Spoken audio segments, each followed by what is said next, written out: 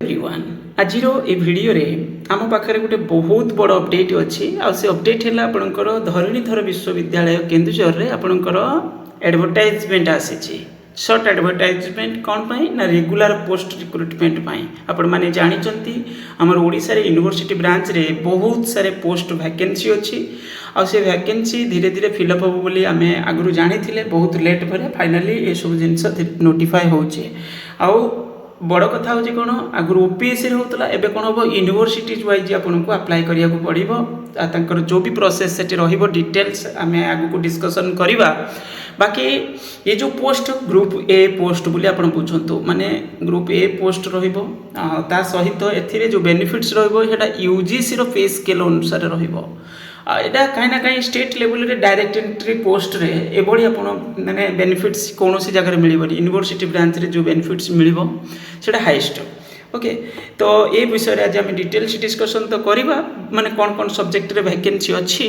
बाकी जिते full notice आसीबो या विषय आम देखा डीडी यूनिवर्सिटी रे आपणकर जो वैकेंसी एटा अच्छी आपणकर देखि पारथबे 13/2/2026 रे नोटिफाई हेची आ वैकेंसी जो रहिबा आपणकर असिस्टेंट प्रोफेसर पोस्ट पाई रहिबो ता सहित associate professor professor against regular sanction post in the mention department तापरे एठी कुआ जायछि कोन ना यूजीसी रो नोटिफिकेशन यूजीसी रो रेगुलेशन अनुसार एटा रिक्रुटमेंट रहिबो एथरे सब्जेक्ट होछि आपणकर DD university anthropology botany chemistry commerce economics education English geology history material science mathematics Odia philosophy physics political science Sanskrit sociology zoology computer science BEd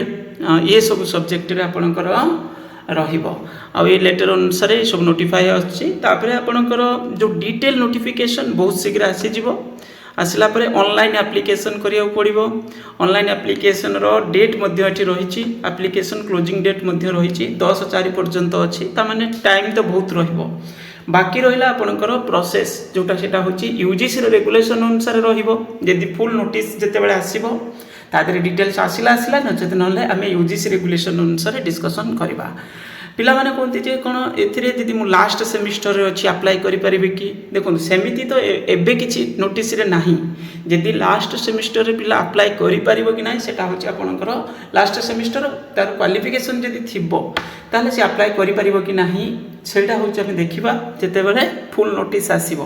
किंतु एया बुझंतु जे एथिरे मिनिमम क्वालिफिकेशन जो रहिबो सेटा यूजीसी रो जो रेगुलेशन क्वालिफिकेशन अनुसार मिनिमम क्वालिफिकेशन क्राइटेरिया अनुसार रहिबो